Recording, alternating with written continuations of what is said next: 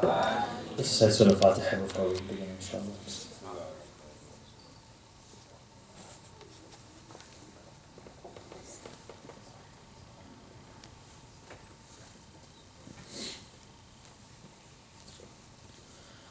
Before I start, I'd like to just say that over the past 2 days and today, Sister Arbaeen and Sister Fatima have been reciting poetry.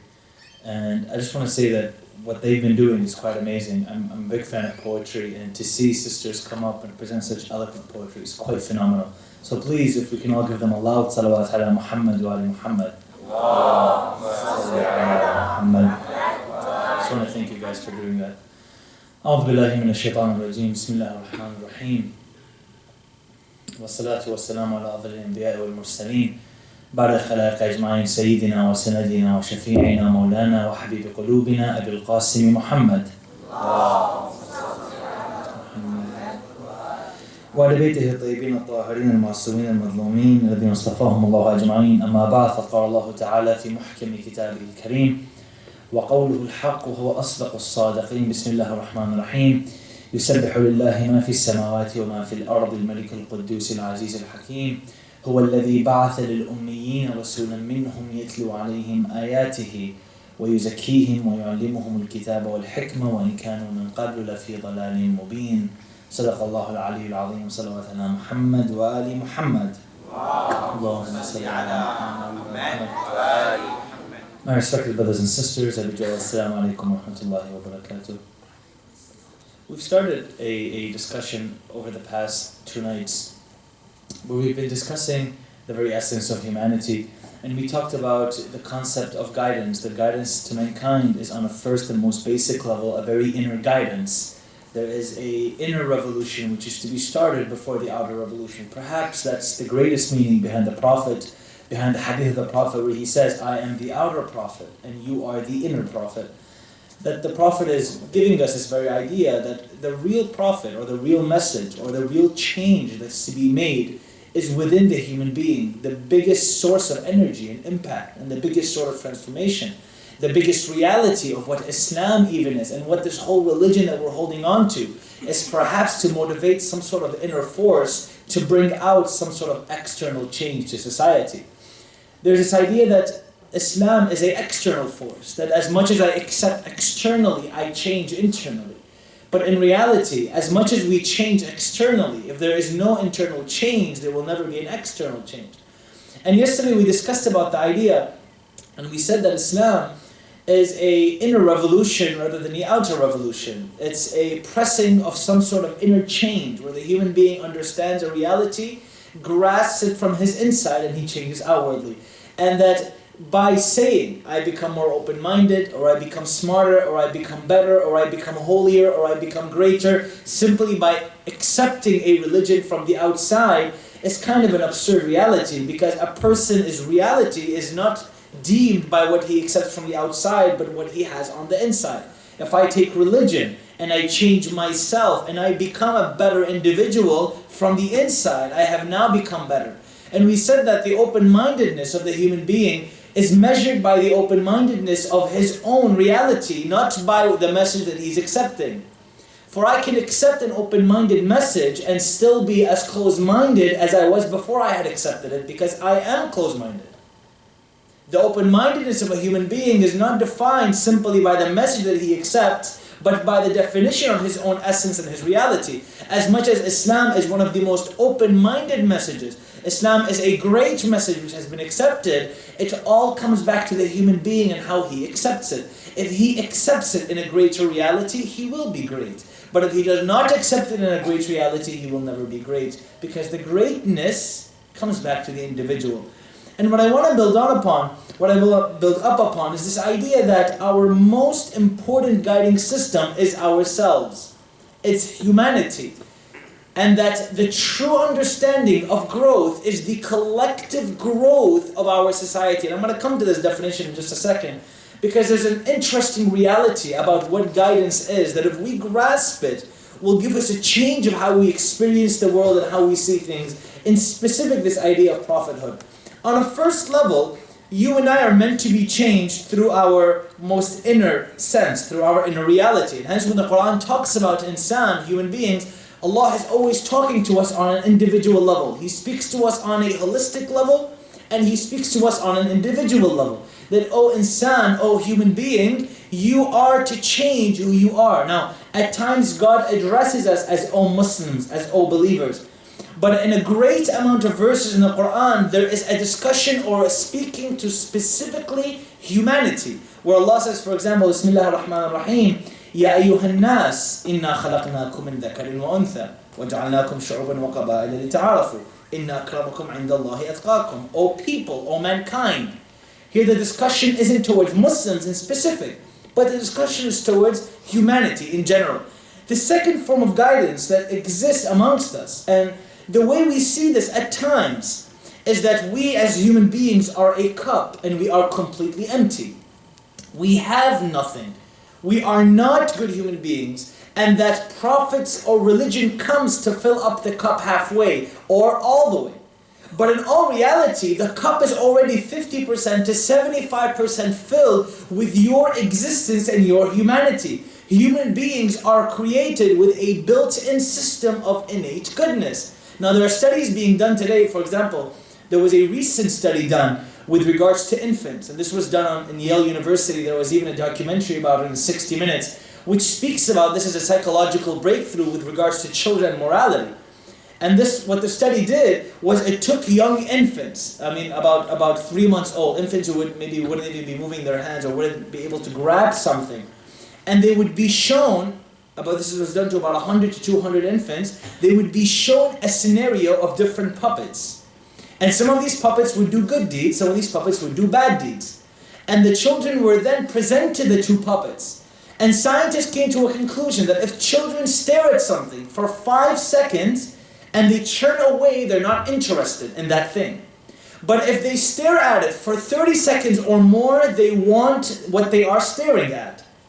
95% of the young children were staring at the good puppet. Now they didn't only do this with 3-month-olds, they did this also with 6-month-old infants. And these infants can actually put their arms out and grab whatever they want. So they did the same study with the infants. And again, the same results happened. The majority and most of the young infants were grabbing the good puppet versus the bad puppets. Now, they wanted to see and understand, is there some sort of built-in system of morality in children? This isn't the first time. There are studies been done before, but this is a recent breakthrough which has happened. And what this study says, what it shows us, is that human beings have a built-in system of innate goodness. It's not that I am bad and I need religion to tell me I am good. No, religion comes to enhance the goodness which is already in me. Religion comes to enhance the greatness that I already have. I already am a great human being. And that's why the system that the world works in today is not a system whereby if you accept a religion, good things will happen to you, and if you don't, bad things will happen. No. The way the system works is Allah is saying to us there is a general system. There is a general system in the world. If you do good, you will be rewarded in good. And I gave this example before, that a Muslim who gives charity, Allah has promised his life to be increased, to be prolonged. Is that true or not? Allah has promised. He says that if a Muslim does good deeds, I will remove the number 60 for your lifespan, I will cross it out, and you will be given 70 years, for example. Now today there are studies being done about the happiest people in the world, and we found that even atheists who give charity live longer. This isn't a religious phenomena, this is a human phenomena. Humans out there who do good deeds feel happier. Their blood pressure levels are lower. They are at better peace. Hence they function better and they live better. This is a natural human phenomenon. Okay? So when we talk about the human cup being full or empty, you and I are created with this innate goodness that's within us to do good and do bad. Yesterday we spoke about this very idea that we don't have to be taught or told not to kill our mothers or our fathers. This is an innate goodness. This is an innate understanding within us. Okay? The second form of guidance that we have, because we are not complete in our understandings, there are things which need to be enhanced in our system. This is where the Messenger of Allah comes in. This is where the Quran comes in. This is where the Islamic system comes in. And perhaps this system is the completion to the amount which is left empty in our cups, which we need to fulfill. Now, sometimes this system is seen as an imposition, but in all actuality, what the system of the Quran and the Prophet does is it takes the strengths that we have and it builds upon it. Now, guidance is a necessity, specifically referring to the Quranic experience. If we look at the Quranic context of this idea of guidance, you'll find that in the Quran, God sends guidance to all human beings. Even the ones who are so outright wrong and evil, God still sends guidance to them. Let me give you a brief example of this. If you look at the story of Musa in the Quran, it's one of the most miraculous stories in the Quran. Now, what's more miraculous, in my opinion, is the change that he was able to bring to society. But if we look at the story objectively for a second, the story of Musa is interesting in the sense that Musa is to be raised. Not only is he to be raised, but he is born to a woman in a very miraculous way. The mother of Musa, when she was holding him in her stomach, the signs of pregnancy were never shown on her, because the Pharaoh had wanted to kill any newborn. Any newborn was to be killed immediately, because the prophecy was that the one who will kill you is going to be a young man by the name wasn't given, but he was a young man, he was a newborn to be given birth to. And he started killing all of the newborns in that town. So the miracle that happened there in his birth is that her stomach was didn't expand to show that she was pregnant. Rather, it was a very, very normal looking. And that was one of the miracles to help save him from being killed, or for her to be killed or executed, because they were killing any mother who had a child immediately. On the second level, when he is raised, his mother is asked to put him in a river. He's put in a river, and he flows through the Nile River. Now, miraculously, the Nile is one of the most crocodile-infested rivers. It's a raging river. It's not a very peaceful river as you see. It's a very raging river. For him to be put in a basket and to go down that river is quite interesting. Now, when I'm saying the story of Musa, when I'm saying it, whether it is metaphorical or literal is not important. That's put on the side. But there's an interesting story to be noted here. Because when Allah gives the stories, even in the Quran, God refers to them as stories. نَحْنُ نَقُصُّ عَلَيْكُمْ أَحْسَنَ الْقَصَصِ. These are stories to tell you. Because human beings, by nature, understand stories in a very, understand messages and principles through a storytelling-like manner much better. See, I can come to a person and tell him, you need to be selfless. But then when I come and bring him a story, for example, of Abbas or Hussein or Ali al-Akbar or Zainab, all of a sudden the person can now connect, not only on a mental level, but on an emotional level. And he's able to connect to the story much better. So there's a strong message behind the story. I'm going to get to that message here in just a second. So he's on the Nile River, crocodile-infested river. Mind you, he gets to the house, to the only house, and this is a miracle in itself, which he's meant not to get to. That Pharaoh this whole time has been trying to kill him. And ironically, God sends him right under the nose of the Pharaoh, that this is the person you wanted to kill, here he is in your doorsteps. Let's see what you're going to do about it. And that's a very interesting piece of the puzzle in the Quran. Now, that's a second miracle that he goes through. A third miracle that he goes through is as he grows older, he has all of these different abilities. First of all, he's extremely strong, to the level that the Quran says he saw one of his companions or his close comrades being in battle. He came to help him. He barely held a man. Because he held him, he was so strong. By mistake, he pushed him, he fell, and he had killed him. By mistake, that had happened because he was so strong. God had gifted him the ability of strength. Furthermore, he throws a staff on the ground, and the staff becomes a snake. He takes out his hand from his pocket, his hand is shining. He goes towards a bush which calls out to him, and it's as if Allah is talking to him. All of these are miracles sent to Musa. Now you might think, a man being so great, what could be the purpose of his existence? Man, you've taken a man, a human being, and you've equipped him with every possible form of strength. You've given him miracles. You've given him abilities. You've given him signs. And even to speak to a burning bush as Allah is talking to him from that bush, man, that is a very strong human being. What could be his purpose? What could be his underlying intent? And there's a verse in the Quran which clearly discusses that. Allah says to him in the Quran, اذهب, go, إلى فرعون إنه طغى فقل هل لك إلى أن تزكى وأهديك إلى ربك فترضى. He says to him very clearly, all of these miracles that you have, I want you to do something very basic. Go to Pharaoh, talk to him, see if he can be guided. He has done a lot of injustice and misguidance to himself. Now, if a man like Musa, if a man like the Pharaoh, within the Quran can be given guidance, what does that say about our society and where we are today? There has to be some sort of guidance given to us today. Now, whether this guidance is external where we can see it, or whether we can't see it, there is some sort of guidance out there. I'm going to get to this point, because at times the way we act is either the guidance is in front of me and I can see it, or the guidance isn't in front of me and I won't accept it. Or I'm waiting for a guidance to come down from the heavens for me to see and accept. There's so much guidance around us that at times we're blind and we don't see it. Sometimes the most powerful things are the most obvious things. Sometimes we say to ourselves, this is so obvious, how could I have missed this? And there is a reality about guidance which is so obvious, which we had missed, that at times we need to sit back and say, how have I missed this reality? It's so clear, I could have seen it all along. Where have I been? And we'll get to that here in just a second, what I'm trying to say. But if you look at this concept or the story in the Quran, the underlying message is that if a person like Pharaoh, who is so evil, and stories tell us that the Pharaoh was so evil, he used to have cats, lions, and tigers sit next to him. And if somebody came to him who he didn't like, he would send his cats out to eat this person alive. It was a very basic thing for him to do. It happened very naturally. Okay?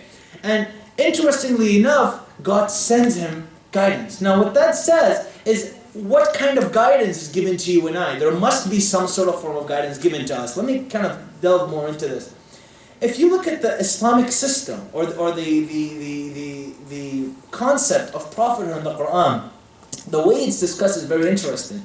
Because the way prophethood is discussed in the Quran is not a stagnant prophethood, but a moving prophethood. Yesterday we talked about Islam.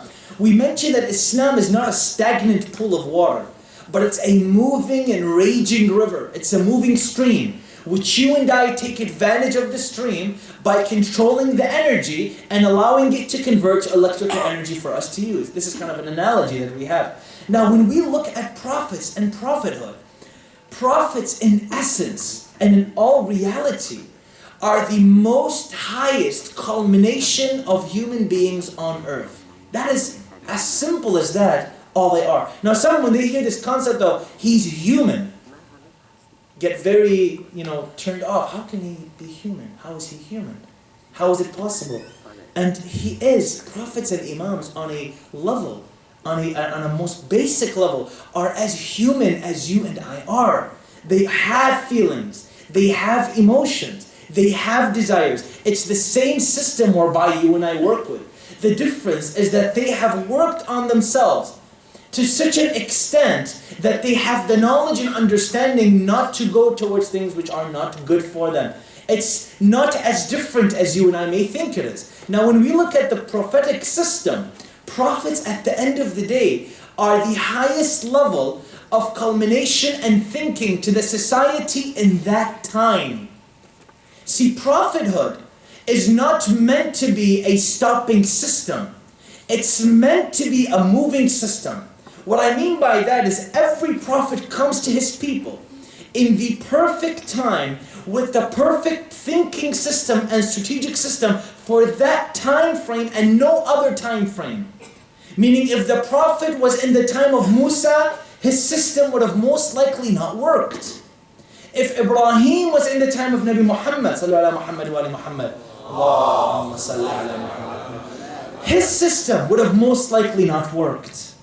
Why is that? Because prophets come equipped to the time that they live in. Meaning the Messenger of Allah wasn't sitting one day and thought to himself, wow, I'm really bored and all these Arabians are doing a lot of bad things. I wonder what God's going to do about it. And then he looks at it and says, oh wow, there's a Quran right here. I've got a system. Let me now teach the people what Islam says. No.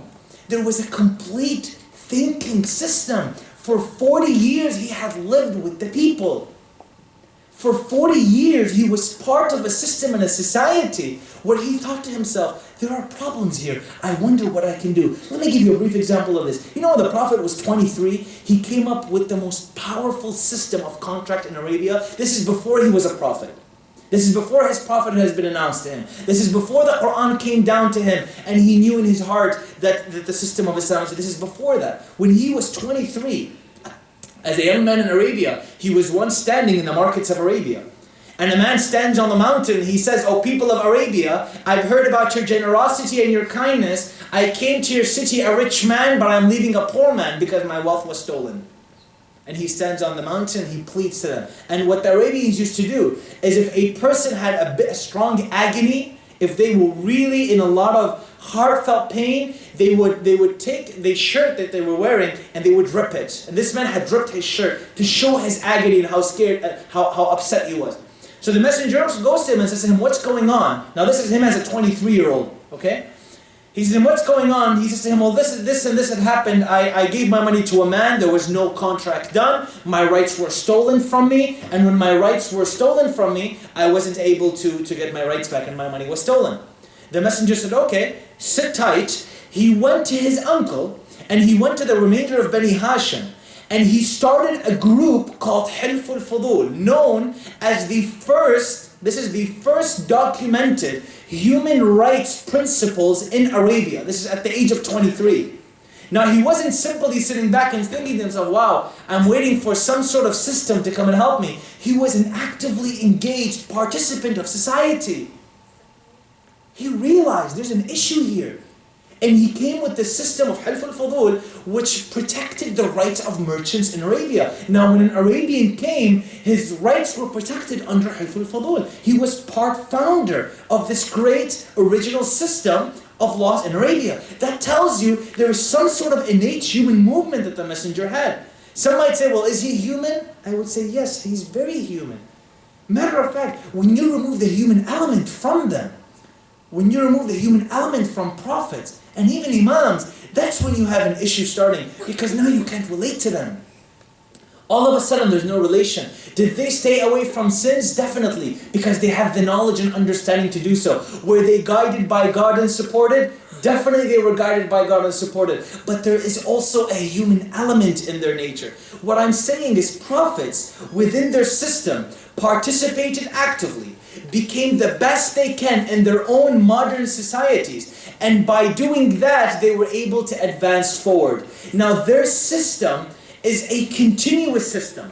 That's why the systems of the prophets before Nabi Muhammad were moving systems. What do I mean by that? What I'm trying to say, what I'm trying to get across here, is that prophets came in a culmination one after the other. Meaning when Ibrahim came, he realized there were issues in his time that he could take care of. There were issues in his time he could change. There were things he could handle. Things he would be able to change in his society. The things that he could not, because society in his time had to move forward, saved till the later times. Meaning with the advancement of time, the advancement of ideology, the advancements of time, advancements of technology, new forms of guidance were given to mankind. If Ibrahim came in his state to the Arabians, the change that Nabi Muhammad had made would have not been brought by Ibrahim. Because the level that the society had reached in the time of the Messenger of Allah Muhammad was so grand, they needed a specific type of thinker, a specific type of human for that time. And hence when he came with his own miracle. That's why I realized Isa didn't come with a Quran. He came with what? He came with miracles, scientific, medical miracles. Because at the time, medicine was grand. People were thinking to themselves, wow, we need some sort of medical aid. He came in, he healed people. People thought, wow, this is grand, this is great. You find a person like Musa in his time, magic was huge. Magic in the time of Musa was huge. Hence, when the magician saw him throw his staff and he threw it to the ground, Musa came to them and said to them, I've got something to show you which you might think is magic, but it's as real as can be. He threw his staff down, he took out his hand and it was shining, and they realized this isn't magic, this man is grand.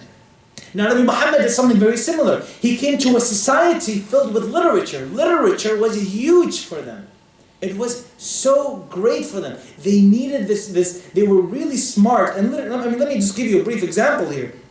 There's a story which is narrated of Harun al-Rashid. And Harun al-Rashid was known to be, he loved literature, he loved poetry.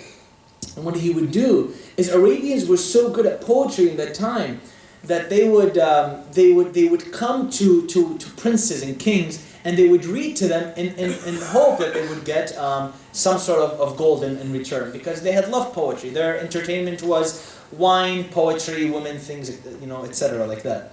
And what had happened was, men would come to Harun al-Rashid and they would recite poetry for them in order for them to get some sort of wealth.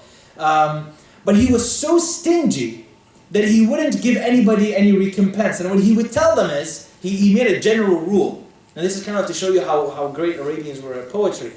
He gave them a general rule that if you come and recite a piece of poetry, and I have somebody who memorizes it or has heard it before, you will not get recompensated for your poetry. I'm not going to give you a gift in return. And what he did to make sure, he was very smart, very tricky and cunning, but very smart. He hired 2 slaves who would memorize poetry very quickly. These people would hear lines of poetry, 100, 200 lines, they would memorize them immediately. That's how great they were. Poetry to them was everything. It's kind of like today when somebody listens to like a rap song or whatever song or an nasheed, and they memorize it right away. It's kind of like that. People listen to something and they memorize it right away. They were like that. So what he did is, he had a man stand next to him who, if he heard something once, he would memorize it. He had a man next to him to his right, if he heard something twice, he would memorize it. And he planted them there. And he said to them that after the poet recites poetry, I'm going to look at you guys and say to you, have you heard it before? And you will say, yes, and you will say it back to me. So that the people who come to me, I don't have to give them any reward, because he was very stingy. This guy literally couldn't sleep nights if he gave somebody a small dirham, a gold dirham. He was very stingy. So what happened was, these men stood here, and poets would come one after the other, they'd recite poetry, and he would say to the people next to him, okay, thank you for reciting. He'd look at the person next to him and say, have you heard this before? And the guy next to him would say to him, yeah, I've heard it, can I recite it for you? He's like, yeah, go ahead. He would recite it. Because remember, the guy had just recited it once, he has memorized it, he's got it memorized, the guy up there is not going to get any gold because it's already memorized. And then he was extra smart. He would look at the person next to him, he would say, anybody else has heard it? I mean, this is such a common piece of poetry, somebody else must have heard it. He'd look at the person to his right, he would recite it, because after listening to it twice, he heard the original guy recite it, he heard the guy next to him recite it, he's got it memorized. So he didn't have to give somebody anything. Now, what happened is, one day a very smart poet came up, Al-Asba'i. Al-Asba'i was extremely smart. So when Al-Asba'i walked up, he had the most powerful piece of Arabian literature. It was a tongue twister. Something you wouldn't even be able to memorize because it was so tough to memorize. So he recited it, very powerful Arabic, and the people next to him were baffled. So he looks at the guy to his left and is like, hey, did you get what he just said? And the guy's like, no, I have no idea what he just said, don't look at me. And he looks at the guy to the right, he's like, do you understand what he said? He's like, no, I have no idea. So he was like, fine. His rule was, the paper that you wrote the poem on, I'll give you its weight in gold. That was the rule, if I hadn't heard your poetry before. But Al-Asba'i was smart. He's like, I gotta get as much money out of this guy as I can. So Al-Asba'i comes up, he says, I'm fine, you're okay, give me the paper that you wrote the poem on. He's like, no, sorry. I didn't write the paper on the poem. Did you see that big black rock over there? And he pointed to a rock outside. He says, I just carved it inside the rock, so you can give me the weight of the rock in gold. Now, he was extremely disturbed because he had to pay him that amount of money. But to show you the power of this poetry in Arabian society, when the messenger came, he came with this type of poetry. What I'm trying to say is, the message of prophethood is continuous. It's not an ending message. There's no idea that the message ends and it stops here. Now, you might think to yourself, why is the prophet the last prophet? What's the point? Why is there no prophets after him? Does the message not continue? And the answer to that is, the principles of humanity had been culminated. The principles, this is very key. Remember, the word principles here is important. I'm not saying the actual laws that the messenger brought, but the principles behind the laws, don't kill, don't cheat, don't steal, had been culminated and completed in the time of the Prophet. Now, the law system was to be mended and changed afterwards. And hence, you have this continuous system of imams. What's an imam? An imam cannot institute a new law by God. But what the imams do is they continue the principles that the Prophet has brought forward. And hence you'll find in many cases, our imams came and they abrogated certain systems and certain laws. They abrogated certain systems and certain laws. For example, throughout the time of the imams, there are many hadith which state to us that the amount of khums to be paid was changed during the time of certain imams. 1. 2. The style and dressing of our imams was changed from imam to imam. Why is that? Because they acknowledge that if a society is extremely poor, the imam must also understand to dress poorly to help the society.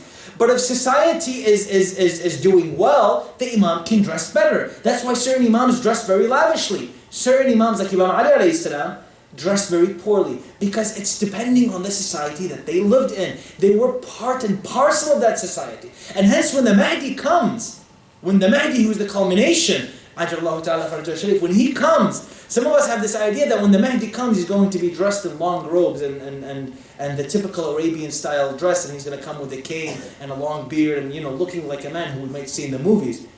I mean, I hope not, because he wouldn't really help the global society. He wouldn't help the general society. He's not here for Muslims. He's coming for the general society. Some of us also have this idea that when he comes to our system, the system will run the way it is. The Mahdi will come, and even some of our hadith tells us that he will come to see a very different system than what we have. He will come to reform certain areas, to change certain areas. That's why he's a culmination of what had happened there. He's not going to come and simply impose what he brought, because some have this idea that he's going to come and he's going to impose religion on everyone, and by force he will make people believe in that what they don't believe, and those who don't accept to become Muslims will be killed and butchered. And that's a very backwards idea, because how can the one who came as the culmination of what the most merciful has brought, which is the Messenger of Allah Muhammad, come with such a horrid and wretched system of killing and bloodshed? How could that be possible? On the contrary, his movement, he comes, is going to be a very humanistic movement where he reaches out to everyone within the system of his grandfather, Nabi Muhammad. Christians, Jews, non-Muslims lived in that society. Even kuffar were allowed to live in that society if they did not harm the Muslims. That happened. Many were given pardoning. You think his grandson will come and butcher and kill left, right, and center? Where are we from thinking what the Imam is thinking? And where are we from making the change that he's going to bring? Perhaps if we saw religion and Islam as more of a moving system, rather than a stagnant system stuck in history, and make it where it's moving and flowing. Remember, what is Islam? Islam is not a system brought down 100 years ago. Islam is the general human system. It's a culmination and cultivation of what all of humanity has come together to do. Meaning when somebody finds the cure for cancer, that's Islam. When somebody finds the new best technology to save lives, that's Islam. When somebody understands how to stop wars, that's Islam. When somebody can help us become very spiritual, that's Islam. When somebody can bring religion in a very beautiful way, that's Islam. The general movement of society till the end of time and the culmination of all of our greats and strengths and things that we do is in essence Islam. That's what it is. It's a continuation of what everyone has brought together. And that's why when the Quran speaks about us, Allah talks to us as a ummah. He says, كُنْتُمْ خَيْرَ أُمَّةٍ أُخْرِجَتْ لِلنَّاسِ تَأْمُرُونَ بِالْمَعْرُوفِ وَتَنْهَوْنَ عَنِ الْمُنْكَرِ. You are the best people brought down. You enjoined good and you forbade evil. Perhaps now, religion is not stuck in the past, but it's brought and mixed in with the time that we live in today. It's now progressed forward, where we see what the Imam might do in our time today. And it's interesting because when we see it that way, it now is a very different vision of what religion might mean. It's a very different understanding.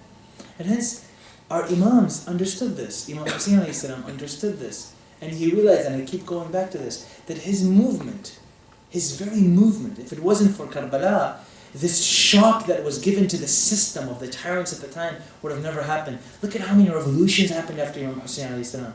He paved way for great revolutions to happen. And that's why even till today, in his name, revolutions happen. In his name, kind actions and good things happen.